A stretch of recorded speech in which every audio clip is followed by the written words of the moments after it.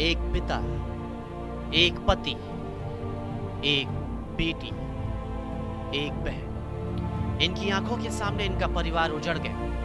इनकी आंखों के सामने खुशियां जल गई। इनकी आंखों के सामने सब कुछ स्वाहा हो गया। खुशियां जल रही थी, लेकिन मजबूरी ऐसी कि ये बस देखते रहे।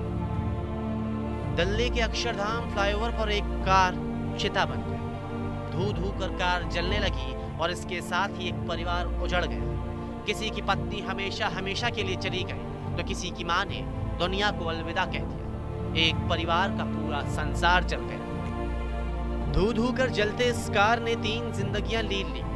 2 मासूम बच्चे और उन बच्चों की एक मां इस भीषण अग्निकांड की भेंट चढ़ गई। दरअसल दिल्ली के अक्षरधाम फ्लाईओवर पर देर शाम चलती कार में अचानक आग लगने से मां और उसकी 2 बेटी कार के अंदर ही जिंदा जल गई। गनीमत रही कि महिला का पति खुद को और अपनी एक बेटी को बचाने में कामयाब रहा।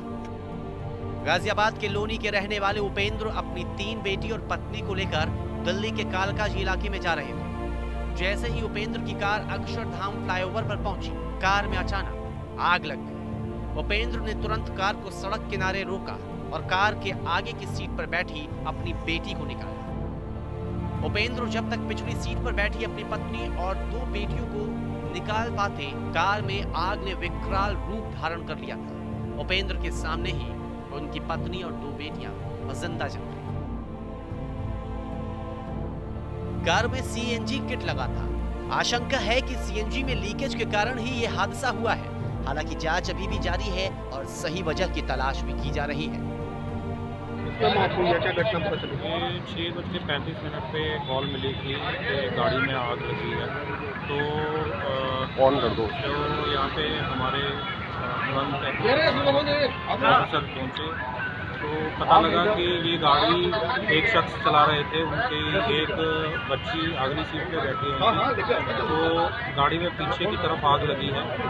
तो वो अपनी एक बच्ची को निकालने में तो सफल हुए, बट उनकी वाइफ और 2 बच्चियां जो पिछली सीट पे बैठे हुए थे, उनको वो नहीं निकाल पाए और उनकी इस हादसे में मौत हो गई है।